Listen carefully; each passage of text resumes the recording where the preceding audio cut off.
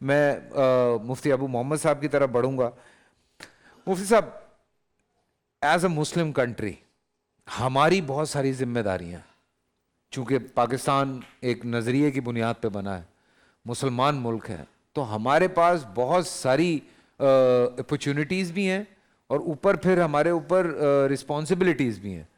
تو ہم کیا کریں؟ ہم پاکستانی کس طرح سے دنیا کے سامنے، دنیا تو اس میں مذاق اڑائے جا رہی ہے پاکستان کا۔ بریک کی طرف تو نہیں جا رہے؟ نہیں، میں آگے کر دوں گا بریک، آپ بات کریں۔ جزاک اللہ، بہت شکریہ۔ بسم اللہ الرحمن الرحیم۔ دراصل میں اسلامو فوبیا کو مختلف تناظر میں دیکھنے کی ضرورت ہے۔ ایک تو نمبر 1 پہلی بات یہ ہے کہ اسلامو فوبیا ایک جدید جنگ کا نام ہے اور یہ عالمی جنگ ہے اسلام کے خلاف۔ دوسری بات یہ ہے کہ اس میں 2 طرح کے لوگ شامل ہیں۔ ایک وہ لوگ ہیں جو گیم چینجر ہیں، جو بیٹھ کر کہیں پروگرام بناتے ہیں، اور انہوں نے یہ پروگرام صرف اس لیے بنایا کہ انہوں نے اپنے ممالک میں دیکھا، آج سے 50 سال پہلے پہ آپ چلے جائیں اور آج دیکھ لیں کہ ان ممالک میں جہاں 50 سال پہلے ایک مسجد نہیں ہوتی تھی، آج ہزاروں مساجد ہیں۔ ماشاءاللہ۔ جہاں آج سے 20-25 سال پہلے مسلمانوں کا نام و نشان نہیں ہوتا تھا، آج وہاں سینکڑوں ہزاروں مسلمان ہیں۔ آج وہاں دعوت کا کام چل رہا ہے، قرآن کا کام ہو رہا ہے، حدیث پہ کام ہو رہا ہے۔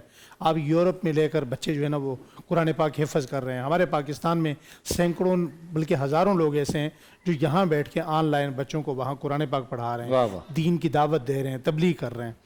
تو ان اثرات سے متاثر ہو کر وہ جو گیم چینجر مائنڈ تھا، انہوں نے کوئی ایسا پلان تیار کیا ہے کہ پوری دنیا کے اندر اس جنگ کو، جو دیانت سرسوتی اور رنگیلا رسول لکھنے والے شاتم نے جب یہ کتابیں لکھیں تو ان کا بھی آخری عدالت کے اندر اظہار یہی تھا کہ ہمارا مقصد تو صرف مسلمانوں کو ذہنی اذیت میں مبتلا کرنا ہے۔ میں یہ سمجھتا ہوں کہ مسلمانوں کو اگر قتل کر دیا جائے، ان کا خون بہا دیا جائے، تو میرے خیال میں اس سے کسی مسلمان کو اتنی تکلیف نہیں ہوتی جتنی تکلیف اس وقت ہوتی ہے کہ جب وہ اسلامو فوبیا کا شکار ہو کر کوئی بندہ عزت رسول پر بات کرتا ہے، جب کوئی بندہ توحید پر بات کرتا ہے، جب کوئی بندہ اسلام پر کیچڑ اچھالتا ہے، جب کوئی بندہ راہ چلتی کسی باپردہ خاتون کا برقع کھینچتا ہے، مسجد میں کھڑے ہو کر گولیاں چلاتا ہے۔ تو اس حوالے سے مسلمانوں کی انفرادی ذمہ داریاں تو بہت ساری ہیں، لیکن کچھ اجتماعی ذمہ داریاں ہیں، اور ان اجتماعی ذمہ داریوں میں میرے خیال میں ہمارے جو اکابرین ہیں اگر وہ ناراض نہ ہوں تو بہت ہی معذرت کے ساتھ ہم نے آج اپنی جو انا کی دیواریں ہیں وہ اتنی بلند کر لی ہیں کہ اسلام ہمارے ہاں چھوٹا ہو چکا ہے، مسلک بڑا ہو چکا ہے۔ اسلام میں جو وہ دیواریں اتنی بلند ہو چکی ہیں کہ ہماری انانیت جو ہے وہ بڑی ہو چکی ہے اور اسلام کی ضروریات چھوٹی ہو چکی ہیں۔ تو میرے خیال میں ان دیواروں کو اگر کوئی گرانے کا وقت ہے تو اس سے بہتر وقت ان دیواروں کو دھکا مارنے کا اور کوئی نہیں ہے۔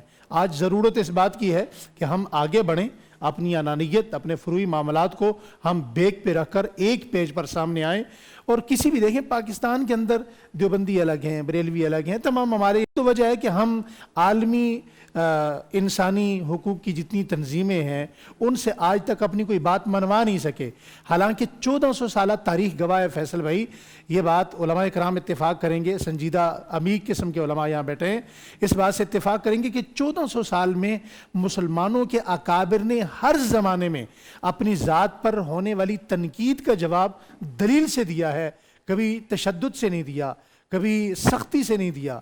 مگر یہ جو حربہ استعمال کیا جا رہا ہے ہمارے اوپر کہ ہمارا ایمان چیک کرنے کے لیے، ہمیں یوز ٹو کرنے کے لیے بار بار آپ نبی کریم علیہ السلام کی طرف بڑھیں گے، آپ اسلامو فوبیا کا شکار ہوں گے، تو یہ جنگ عالمی جنگ ہے۔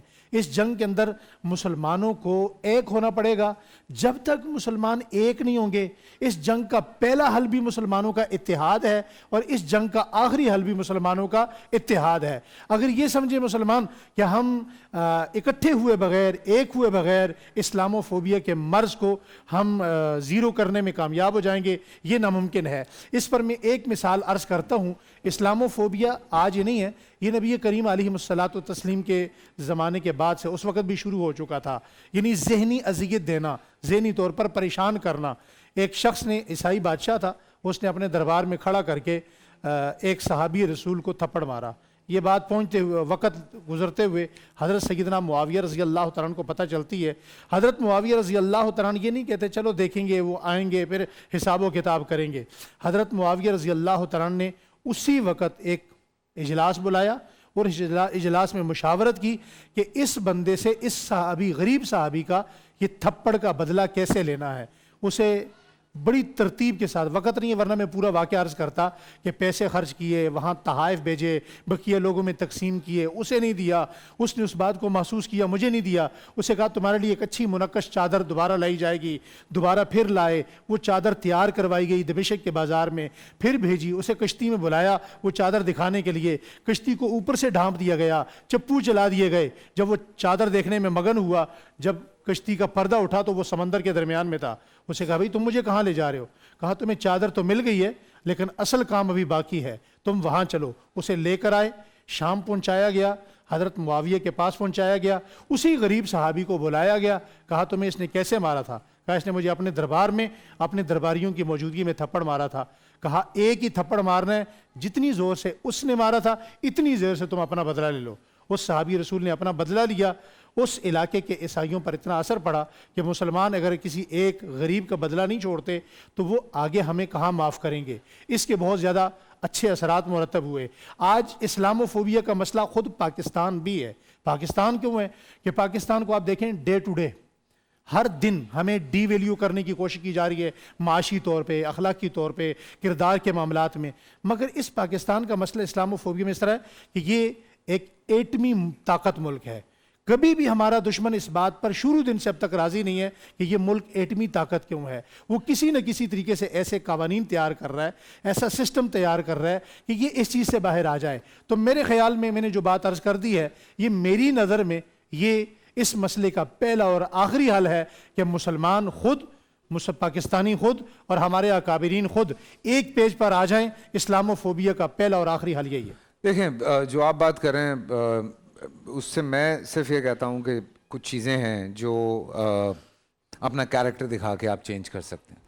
اور سبحان بھائی کی بات سے میں اگری کرتا ہوں، آپ کی بھی بہت ساری باتیں ہیں جن سے میں اگری کرتا ہوں کہ ہمیں اب وہ وقت ہے ایک ہونے کا، جو سب سے زیادہ امپورٹنٹ چیز ہے کہ مسلمانوں کو ایک ہونا پڑے گا. میں ابھی ایک پروگرام دیکھ رہا تھا، اس میں شکایت یہ ہو رہی تھی کہ ہمیں منع کیا گیا کہ ان کے پیچھے نماز مت پڑھیں، ہمیں یہ منع کیا گیا کہ ان کے پیچھے نماز مت پڑھیں. سو یہ والے مسئلے مسائل سے ہمیں آگے نکلنا ہے ابو صاحب. میں نے عرض کیا نا کہ دیواریں گرائیں گے تو آگے بڑھیں گے. بالکل یہ بیسٹ ٹائم ہے. آپ لوگ بیٹھ کے بات کر رہے ہیں. آج ماشاءاللہ سے آپ دیکھیں 23واں روزہ ہے. 23ویں روزے میں مجھے یہ بتائیے کہ کس دن یہ ہوا ہے کہ ہمارے شو پہ چاہے وہ اہل حدیث ہیں، اہل تشیع ہیں، اہل سنت ہیں، چاہے وہ دیوبندی ہیں یا وہ بریلوی ہیں، آپس میں آپ لوگوں کی بحث ہوئی، لڑائی ہوئی، بدتمیزی ہوئی، ایسی بدتمیزی کہ مجھے بریک پہ جانا پڑا. ایک دن نہیں ہوا نا. آپ لوگ انڈرسٹینڈ کرتے ہیں، آپ لوگ ایک دوسرے کی اس حد کو رسپیکٹ کرتے ہیں کہ ٹھیک ہے آپ کا پوائنٹ آف ویو ہے، یہ میرا پوائنٹ آف ویو ہے.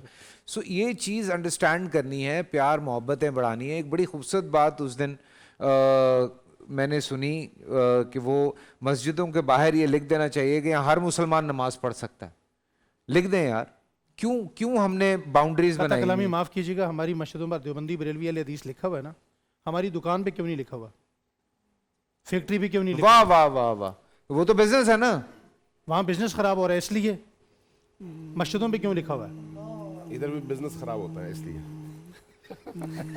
علامہ صاحب نے جواب دے دیا. علامہ صاحب نے جواب دے دیا. ویسے